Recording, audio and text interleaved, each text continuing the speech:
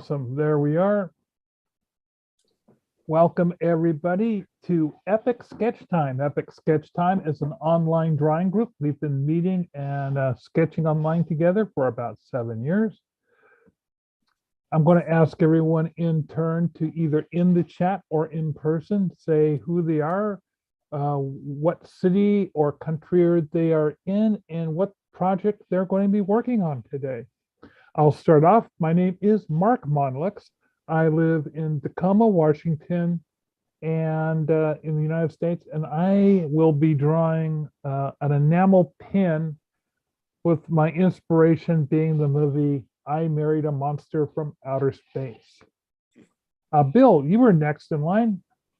Hi, I'm Bill Morse. I'm a illustrator and cartoonist living in Seattle, Washington. I do a web comic called Rhapsodies, and today I'm going to be inking some of those comics. Awesome. And Netta, if you either want to say where you're from, or if you're going to be drawing, you don't have to draw, you can just watch. Or you can type in the chat.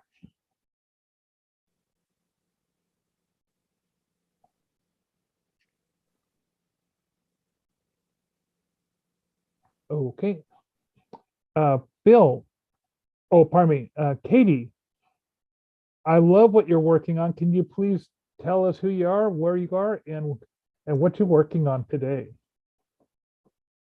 Hello, I am Katie C. I am from Bonnie Lake, Washington, and I am working on another piece of fan art. This is a cross between a Boston Terrier and Papa Emeritus from a band called Ghost. And I'm going to need some technical help trying to make this nose on this terrier pop out.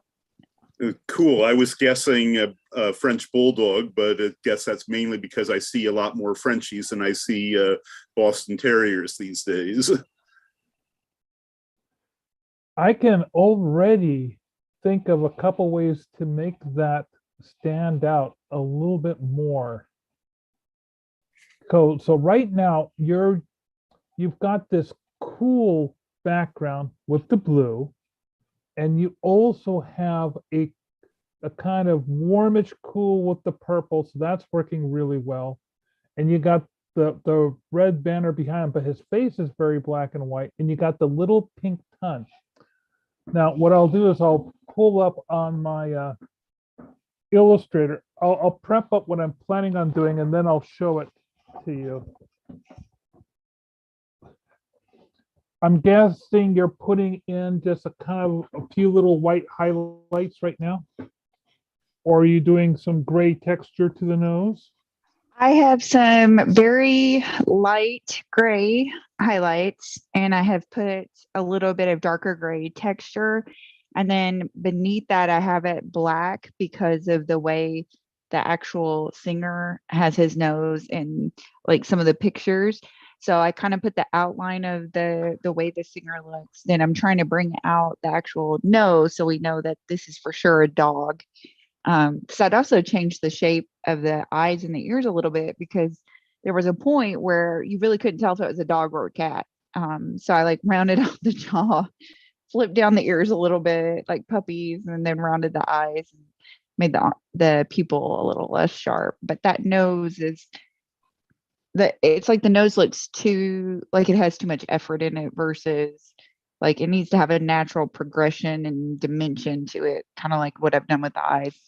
But you know, still being new at this after what a couple years, I don't always get it right. Oh, it's looking pretty good so far.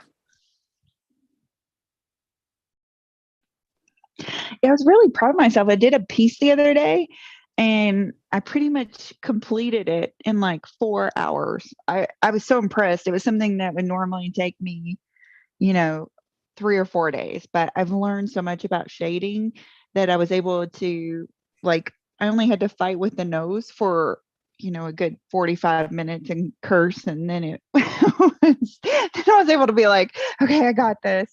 And then it was another kind of fan piece. And I realized I couldn't replicate exactly what the original artist had done with their piece, because my piece was not, you know, it was my piece, not theirs. And so I needed to paint the nose more in the style of what I was doing, with just an influence of that famous painter.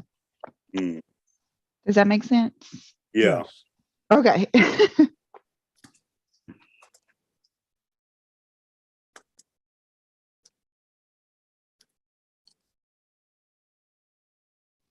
While you're going to help me fix that, I'm going to work Yeah. on this little nature piece that Okay. has a little monster in this tree that I'm also doing for fun, just because I wanted to see if I could draw a tree and hide a monster in it.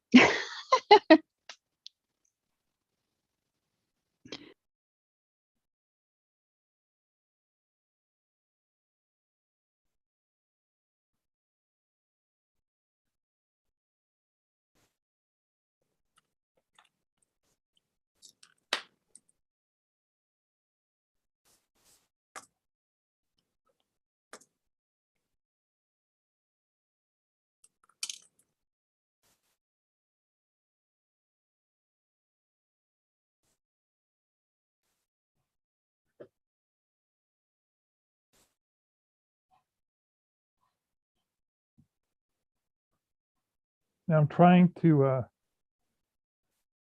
do a lot of the background elements of your drawing so that you can see what I'm talking about when it comes to the color composition. Because you got a really good color composition going on right now.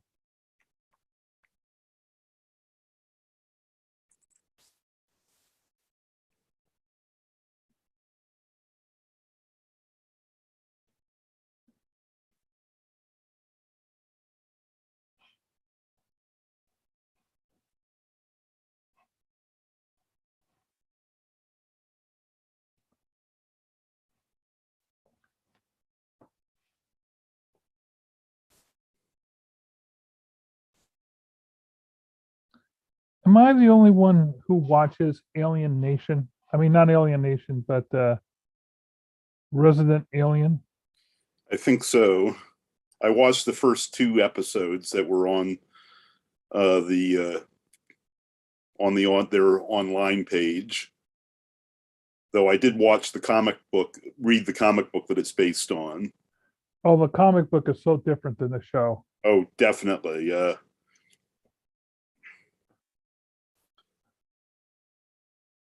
Yeah, the alien is actually a nice guy in the comic book. Yeah, he's sort of like a version of Matlock. But what little I've seen, I definitely enjoy Alec Tudyk's performance. Let's see. I'm still prepping up this tutorial. Give me a few more minutes.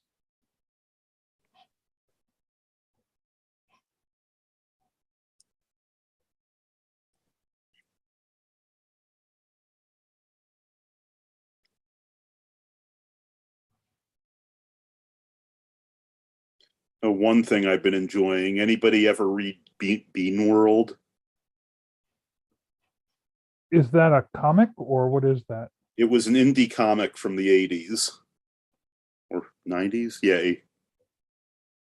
Eclipse used to publish it. That shows exactly how old it is. What was the theme behind it?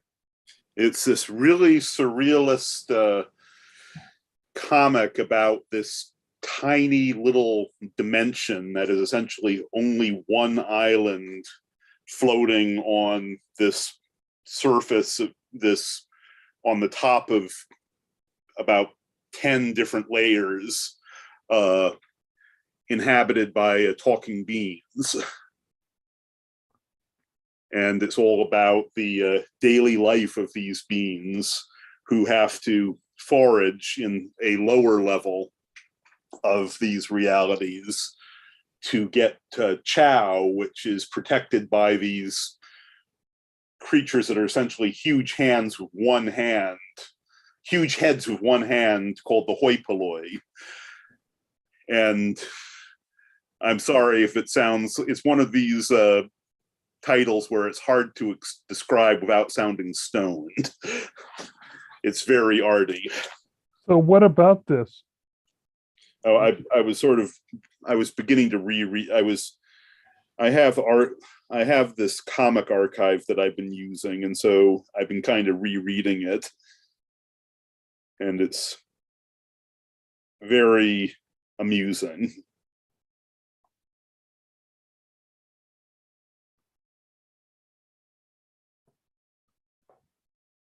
I was checking to see if anybody knew what I was talking about. I had no clue. Me.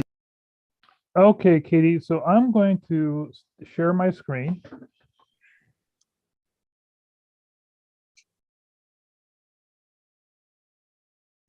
And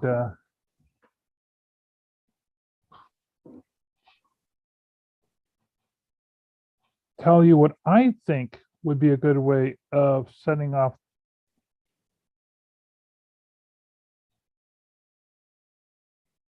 Come on. Oh.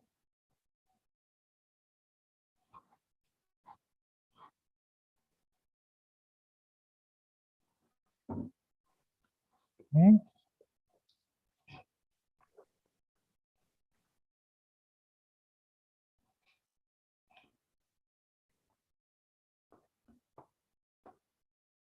So here is my quick recreation of your painting, or at least from a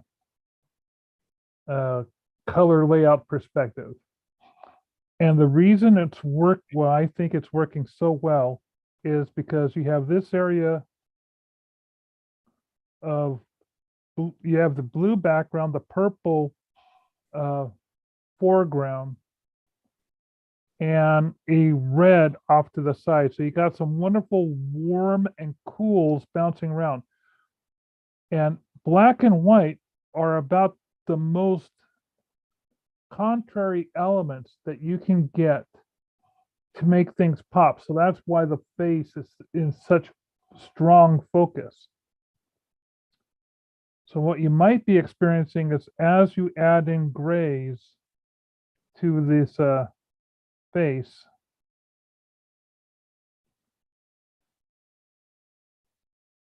I would suggest, so let's say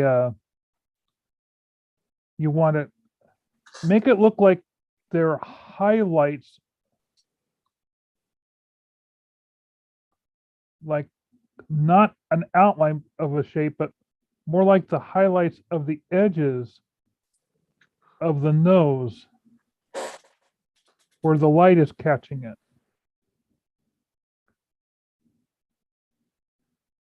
And then to make it look like it's a little bit more of a rough nose on top where the most of the highlights will be hitting, and a little bit in front, add some little spots to give the texture of the nose.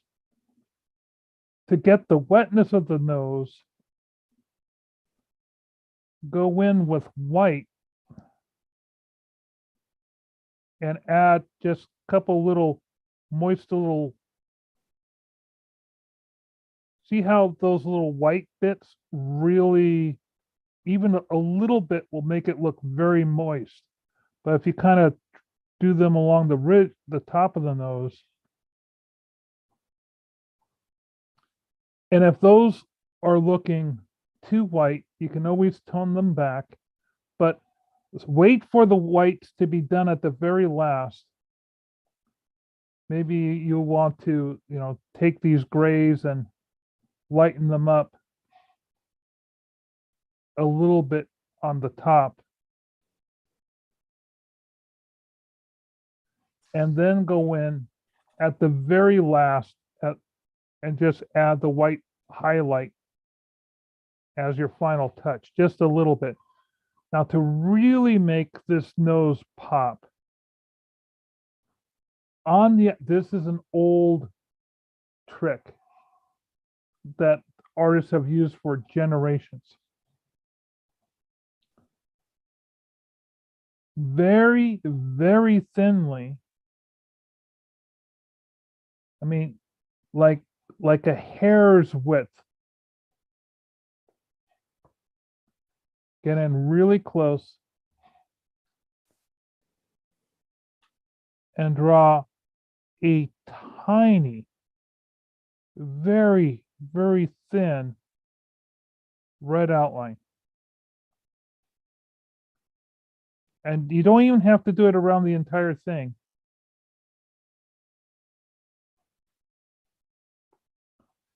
I'm going to do it on 2/3 of the nose. And then on the opposite side, so that the red is over by where the sun is hitting it. Use the blue that you have. And on the other side, really, really, really thinly, do a blue outline. Now, when you back up,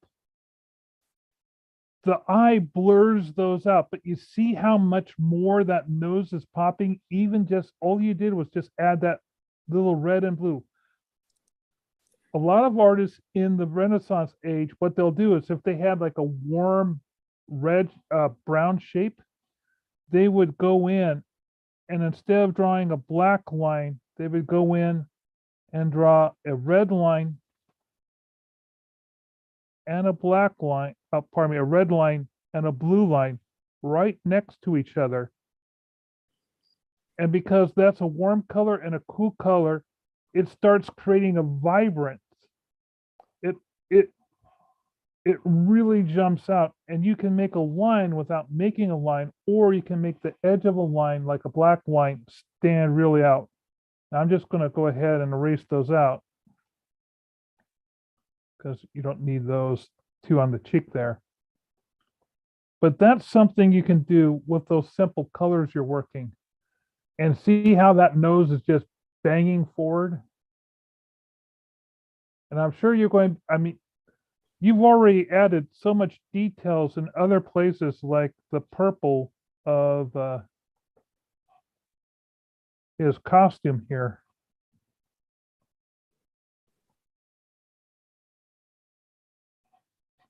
You've got his collar. Whoop, let me go into a thicker stroke. You've got his collar going on, and you got the various folds of his drapes coming in. And you've added other little details. Let's see. Like those.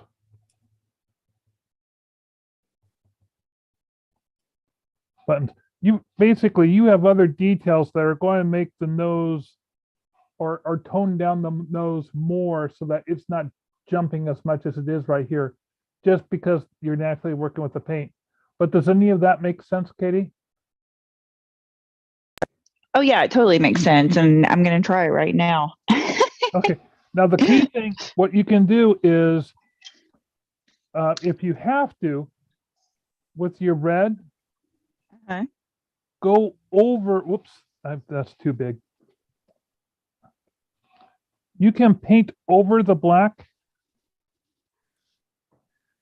This might be easier. If you can't make that line thin enough, paint over the black and then come back with the black and then paint over the top of the red like this to get that thin line. It all depends on how you can control your paint. I also have this thing I do called my finger where I just smudge stuff.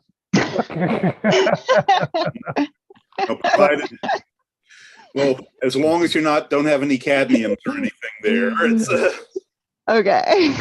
So normally I would say do the blue line next to the red line, but in this situation, because of the way you have your composition with the red happening up in the upper left and the blue happening on the bottom right, if you side your colors that way, it'll work just wonderful. Okay. That's a trick. Okay. That goes all the way back to the 1400s. So insane that we're still using tricks like that, even with even with you doing digital art, you're like, oh yeah, that still works with digital art. And once you learn a trick like that, you'll see it popping up elsewhere. You're going to go, oh, he's using that. Ah, the first time that it was pointed out to me was in this painting of this brown chair. And the brown is a neutral color like grays. And I was wondering, how does this paint, that's a very vibrant painting of a chair. How is he making that pop out? And the art teacher showed me, okay, let's blow this thing up. Let's look at the lines that this chair is being made out of. And he's saying, see these red and blue lines? Look how thick they are. See how he's making, they were really thick lines when it got close. He says, but they don't have to be this thick. See how he makes them thicker on the outside and thinner on the inside. And if you experiment around with that, you can just have so much fun. I feel like I learn something new every time I come here. It just always seems like I learn something new. Who needs art school? I just hang out with artists. It's fine. Not to insult you guys, all your hard work in art school, but you help us people who did not go to art school very much. Oh, Katie, I think the link that I just sent to you was a link to a different. Wait a minute. Did I send you the wrong link? Did you go to an older link or? No, for some reason in Messenger, because I sign up on my phone. It was just like, oh, your phone doesn't, your app doesn't support this or something. So I just had to end up writing it down on a sheet of paper, and then I typed it into the app, and it worked fine. Problem solving, and it's fun. Bill, you're inking. Are you inking on your tablet or are you inking? What are you doing? I am inking on Clip Studio Paint, which but I'm using my tablet in the screen share. Okay. So you can't show it to us then. I probably can. Just a sec. Yeah. Just a second.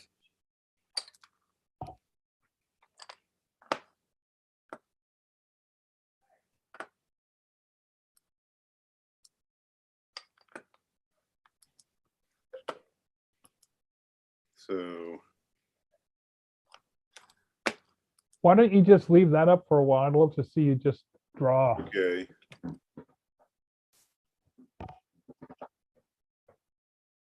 And if you want to give narration of why you're drawing things a certain way. Okay. Like I notice how I always start at the top of the shoulder and go down when I'm drawing a coat. Why? Do you just normally start at the bottom and go up when you're doing it, or? Well, with the inking, unless I'm having a case of making the head too large, which I've been known to do to my embarrassment, it's just tracing, so I don't have that much of a pattern, though because I systematically, even when I'm drawing a figure, I tend to just work top down. And my strokes are always going down. They very seldom do I start it at the bottom of the page and draw my stroke up. I guess that's just a personal preference. No, I see it. I frequently do it.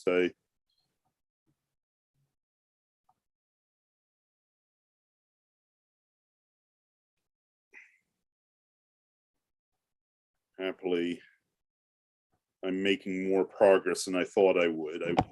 It's embarrassing. I'd hoped to have gotten more done before starting, before we came on this week, today. Unfortunately, I happened to notice that I was down to 7% on my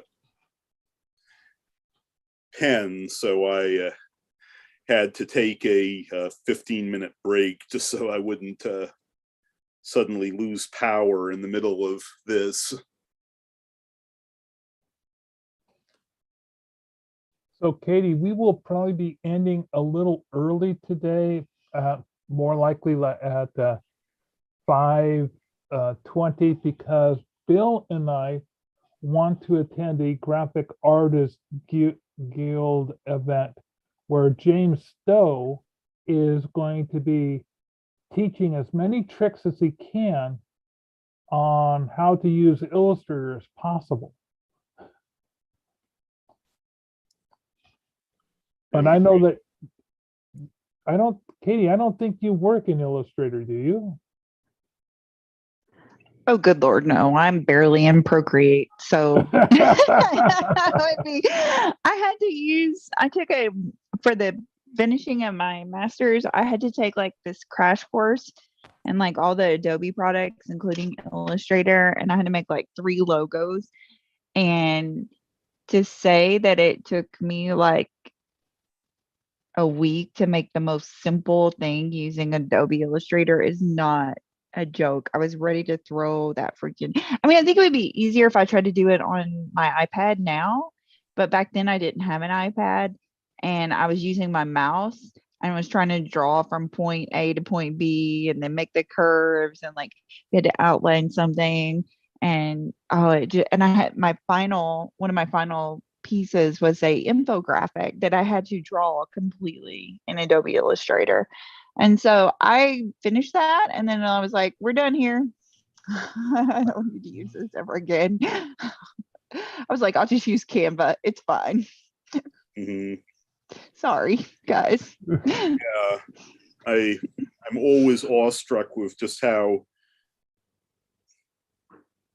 my Illustrator skills never got beyond what I call glorified tracing. So for a few things, yeah, I'm technically competent, but at the same time, I don't feel like I'm in a position to sell the service. Meanwhile, I had the beta version of Illustrator, and I was one of the professionals that gave feedback for years through, I would say, the first 4 generations of the product. And a lot of what Illustrator does is because of the feedback me and other guys were giving. And so I'm kind of going, oh man, I love Illustrator. But now Illustrator can do so many things that I never even dreamt it would do.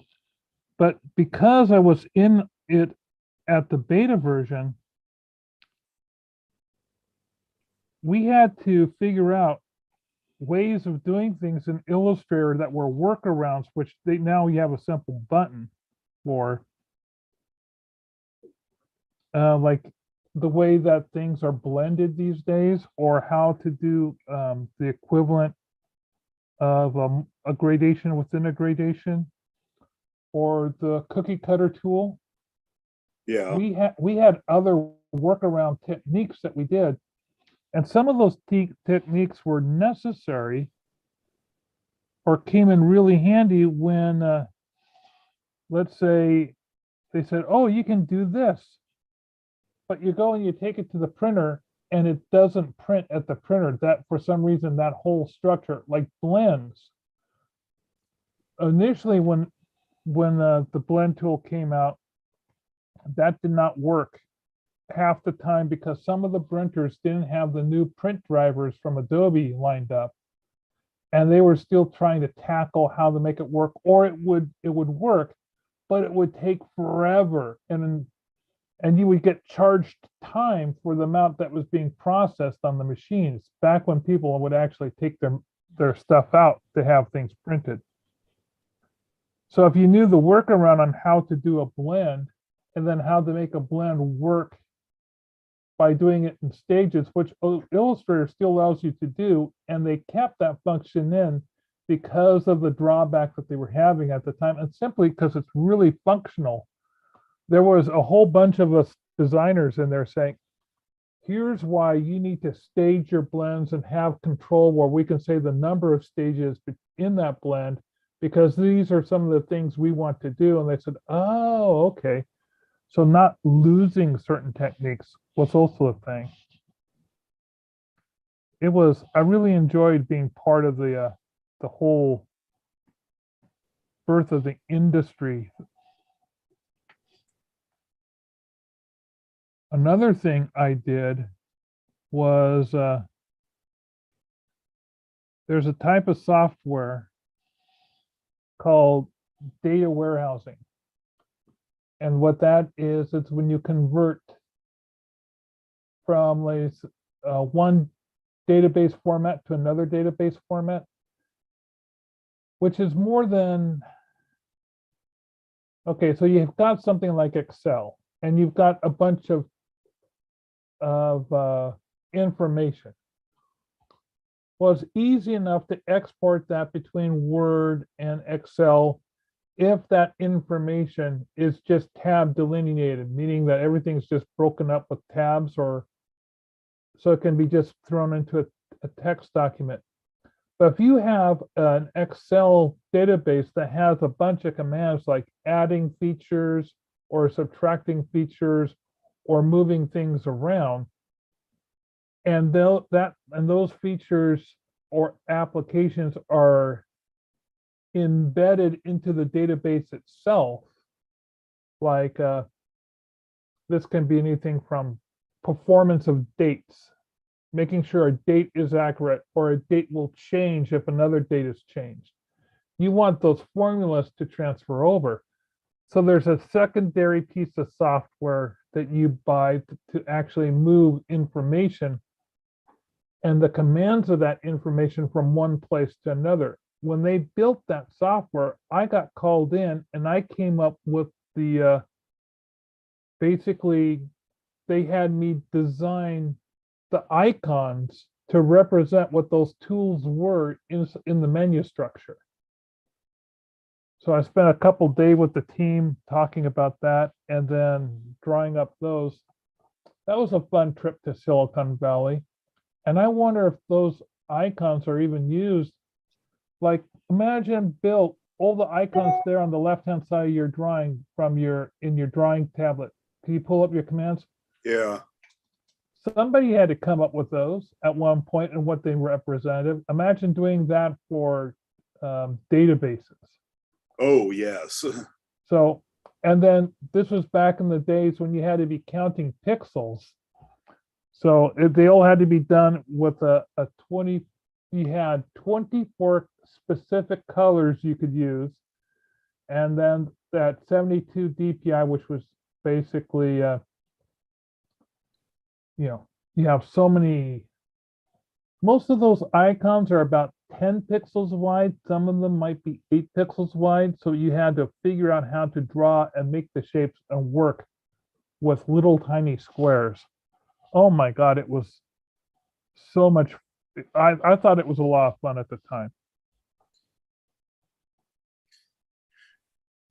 Yeah, it's just thinking about low pixel designs like that. One of the other groups I attend is this indie gamer group.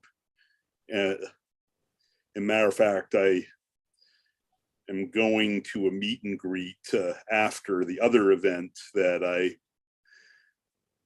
after the Illustrator event. Oh, really? Yeah, and so it's rather interesting because a lot of the people I will be talking to will be a lot of people who are doing stuff like these pixel avatars.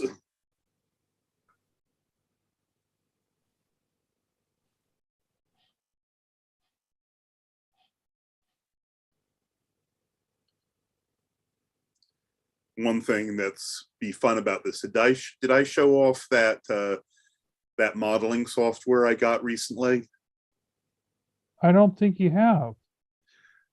This is a fun one. Give me a second. I recently purchased a software called Nomad Sculpt, which is essentially ZBrush for the iPad. So what is ZBrush? ZBrush used to be one of the industry standard for digital modeling. I'm told it's, by some people it still is. There's a bit of a, but anyway, so just a second.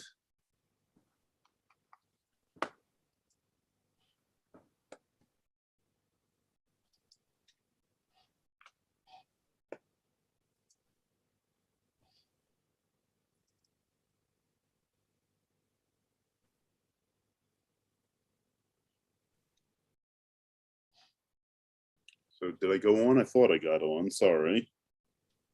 Try that again.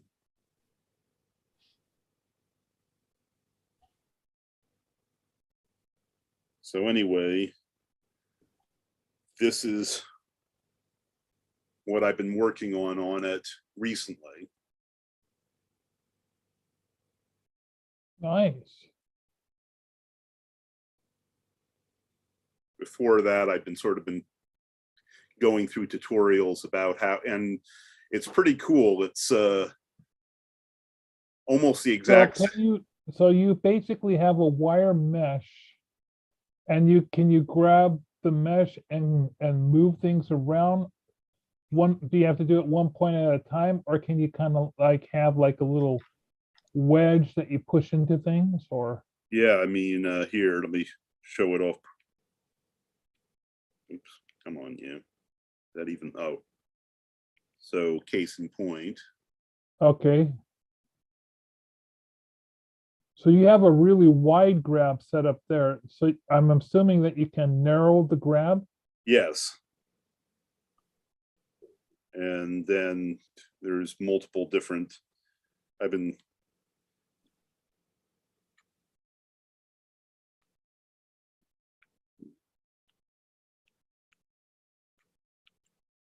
And So it's, how do you get a hard crease then? Just a oh, really, really tight grab, or do you use a different tool then? there is a tool called the crease tool, case in point. Oh, okay. And then the trim tool is just to chop off things in general? Yeah, I mean, for example, in this case, I used it for to spell out how I was using the trim tool in this particular piece. This thing started out as just one big block, and I trimmed the two arches. Now, I'm assuming that you could create a sphere, just say, okay, create a sphere for me, determine the size of a sphere, and push it into this if you wanted to? Yes, exactly. Now, the moment you push the sphere in, though, does it lose its distinct coloration? Oh, this is kind of a default brown. Brown is the default color. You can make it any color that you want to. As a matter of fact, you can paint anything here. I haven't really experimented with the coloring because I sort of keep intending to move a lot of these pieces into other software on my office computer, like Blender or Clip Studio Paint. And apparently one of the things that does not move over when you're exporting this as an object is the color. So what's the name of this app again, and how much is it? This is Nomad Sculpt, and it is just $15. What fun. Indeed. And did you say that you can work it on your tablet, or is it strictly a laptop? No, it's strictly your tablet, which is the beauty of it. Ah, nice.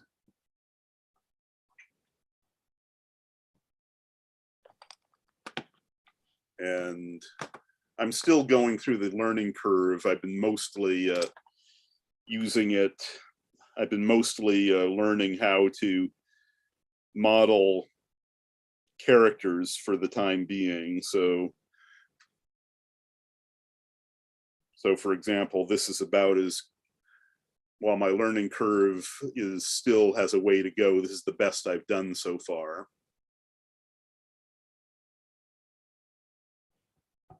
I'm assuming that you must have a symmetry tool that allows you, when you do on one side, it shows up on the other. Yep, there it is right there. Okay. Now, is there more than one aspect of symmetry, or can you reorientate the symmetry? Like, I'm sure there is, but I haven't figured it out yet, and I'm still at the stage where, yes, I've learned quite a bit, but I'm still going through a lot of the tutorials on YouTube. Gotcha. And that's how you're training yourself, the tutorials on YouTube? Yeah, though though when I get the basic idea for certain things, I will experiment with taking what I already know as far as it'll go. Hence the hence doing this piece here, which is based on a sketch which is based on this sketch here. Give me a second. From a sorry, it's even when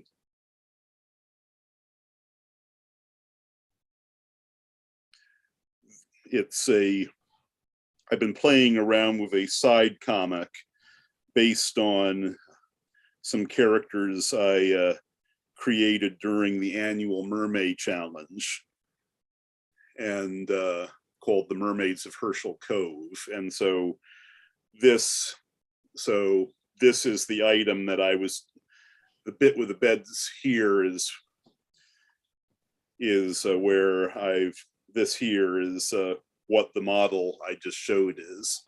Ah, And I'm planning on doing more parts of it. I'm pretty excited about it because I've been trying to teach myself modeling on Blender, this animation software, and very frequently I'd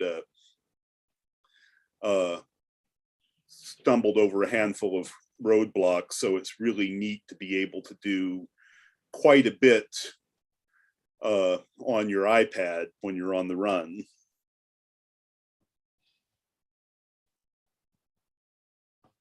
But anyway,